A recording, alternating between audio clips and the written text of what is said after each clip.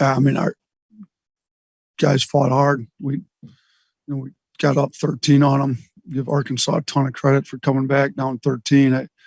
We didn't take care of the ball well enough. We had way too many turnovers and they gave up too many old boards. So a lot of that due to how hard Arkansas plays. They went to the offensive boards hard. They pressured us into turning it over some.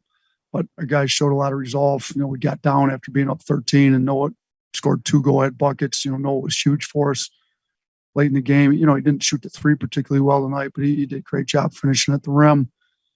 He played really hard. I really happy for him. Just, and we got plenty of stuff to improve on, but that's a big win. That was the hottest team in the SEC. They'd won 9 straight. They're playing great basketball. Thought our guys did a pretty good job on JD Note. We were obviously helped out by his foul trouble and them not playing much in the first half, but we did a pretty good job on him. And defensively, our first shot defense was great. We got to do a better job rebounding the ball defensively. We're gonna have to do better job on Wednesday. Obviously, had issues with them before. Yeah, Coach, you mentioned the turnovers, which were a season high. Just how do you try to clean those up moving forward? Yeah, I mean, our guys got to play with some more confidence. Some of them were just like playing scared almost, which I don't get. Like we want our guys playing aggressive, attacking downhill. Some of them were just careless. Some of them were outlets, and it's, our 2 point guards had 6 and 5 each, but they're, Pickleford had 5 himself. He's got to do a better job with that, and then you look at some of our, Jason and Charles 2 each, Noah with 4. I mean, there's too many guys turning the ball over that we're not asking to be primary playmakers.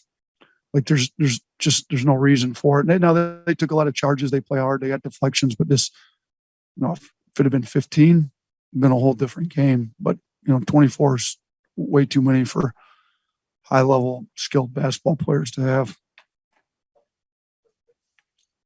Yeah, over the course of the season, how have you seen your team grow in its ability to handle kind of adverse situations and just tough moments and kind of mature in that way?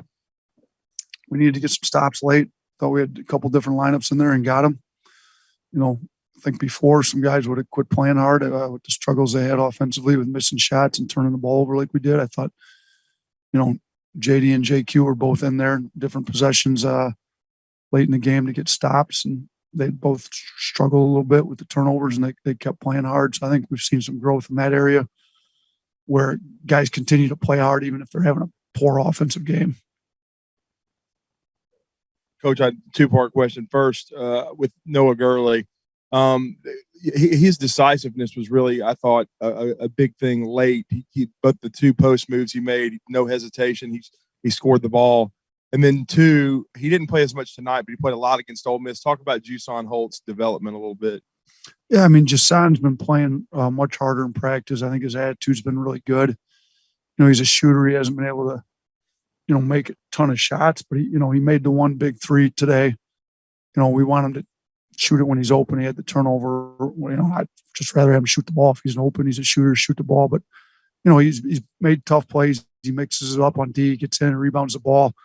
With Darius being injured and out some games, Jason got a chance. He took advantage of his chance, and now, he's in the rotation and playing more. So, we had a fairly deep rotation. We've been playing 10 guys. Thought Rojas in his limited minutes was really good. He played 9 minutes, scored 8 points, had 4 rebounds. He was huge. But, some of those guys that maybe aren't playing a ton of minutes can still help us tremendously.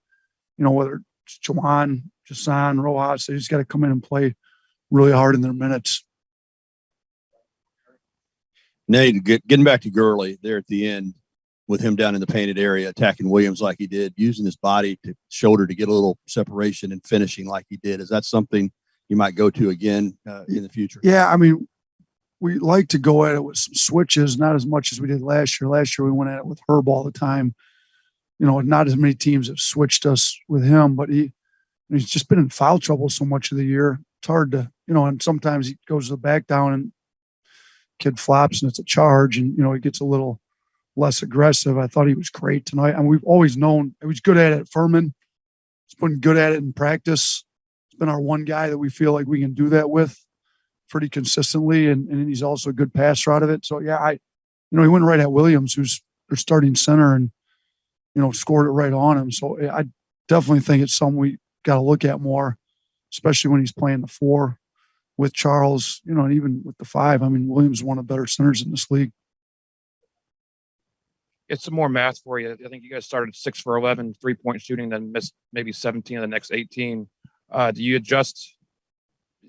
You try to emphasize the inside game more at that point, or Well, yeah. What happened was, with the way they play pick and rolls, Williams is chopped all the way back.